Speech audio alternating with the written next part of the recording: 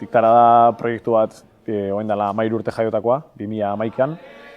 3 disko dazkau gure ibilbidean, diskataz aparte beste proiektu batzuk, adibidez 2016an genuen Donostia dantzan, kapitalidade kulturalan esparru hortan. Geografikoki ere bai mugitzen junge, ez? Lehenengoa saltzan zentratutakoa edo.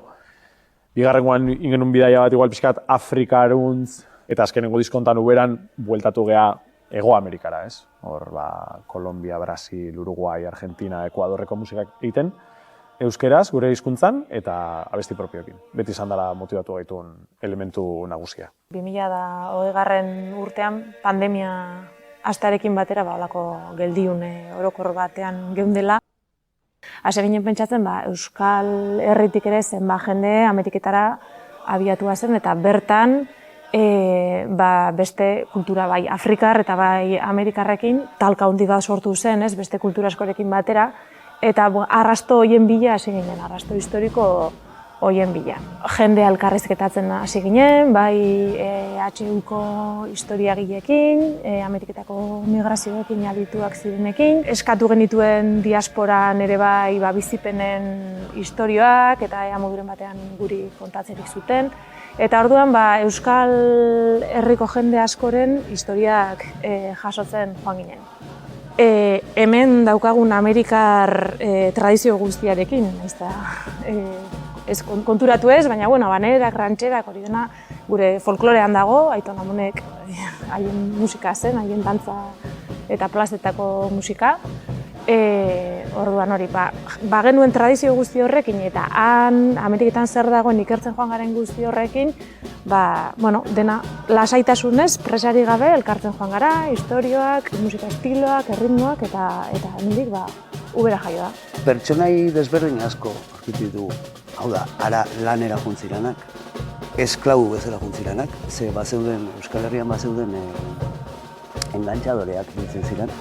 Eta zen, hemengo jendeak, hemengoak eramaten zituen ara, esplotatzen. Abesti bakoitzak edo gehienek badute hor keinu bat ez bakarrik letren aldetik edo euskal migratzaile baten ikuspegitik ikusita duen abestiak baizik eta kino edo nabarmenena izango litzateke dagoen Habanera famatuenaren konposagile euskalduna izan zela. Izan zela Sebastian Iradier eta berak La Paloma sortu zuen izan dela gehien versionatu den abestia munduan. Eta hortxe dago Iradier eta Carmen obra gero Bizetek operan oso ezaguna egin zuena, horrere badago saxo solo batean bere ari keinua.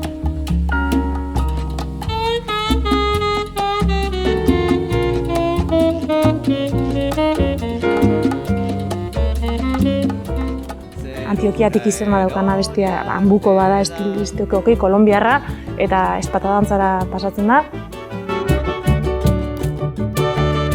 Xuri Preto baita ere, hau brasildar batean, ere xuri beltza abestia elkartzen dugu, bai xuri beltza nesken dantza bada eta Xuri Pretok ere nesken ikuspegitik abestutako abesti bada.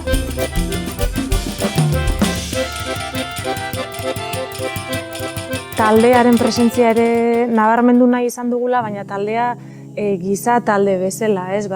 Lokanta bat abesten dugunean, ez dakit, familia baten lokanta izango belitz bezala, edo beti sutondo inguruan dagoen talde baten, edo klan baten presentzia eri, ez? Horregatik, ahots solista bat, baino polita iruditu zaigu, batez ere Hego Amerikar kulturan dagoen kantu tradizioari eta ere kinu bat egitea.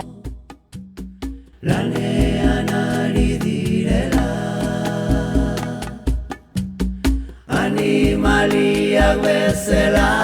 Uberari ere hasieratik ikertzen hasi ginen momentutik eta abesti berriak sortzen hasi ginenetik ikusi genuela eszenikoki beste indar bat zeukala. Dantzarako izan daiteke eta beste batzuk proposagoak dira, baina orokorrean iruditzen zitzaigun hori bazuela zerbait bidaiaren kutsua, itsasoa, itsasontziak eta orduan horri forma egokia emateko antzoki bat toki egokiena zela iruditzen. Daudenak egon lasai, gogoa baitu